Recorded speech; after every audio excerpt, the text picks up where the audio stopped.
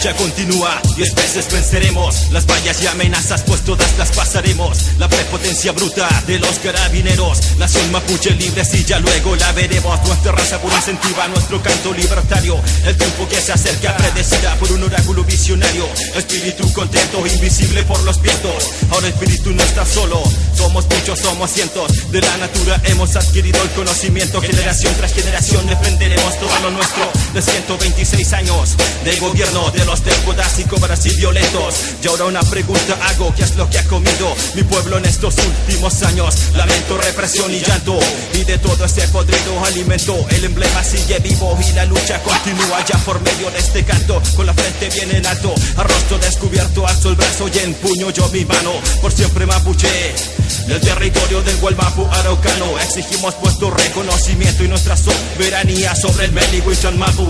Avanzar en masa y movilización, le decimos no a la política estatal de relocalización que destruye nuestro log y su organización. Exigimos libertad a los hermanos mapuches que están en la prisión, y al gobierno le decimos que no nos intimidan con su cobarde represión. Las cadenas cortaremos, en masa avanzaremos, mapuche en pie de guerra, 10 veces venceremos. Queremos comprensión y no más marginación para el pueblo mapuche. Autodeterminación, nuestra nación sigue en lucha y avanza en su recuperación. Y el gobierno en el Palacio de la Moneda, ocupado como burdel de corrupción, planeando y aplicando tácticas, ahora con organismos de inteligencia en conjuntos con los de la represión, en ataques sistemáticos con proyectos como dineros destinados a cambiar y a desviar toda nuestra intención. Y lo único que lamento es que hayan traidoras y vendidas organización, mientras que otros recuperamos lo robado, al país descentralizamos, generamos conciencia y puño en alto avanzamos. Que ni fondos ni de Conadi ni de Fondar ni municipal aportaron esta canción, porque lo que Huenumapu promueve es la total autonomía y también la autogestión,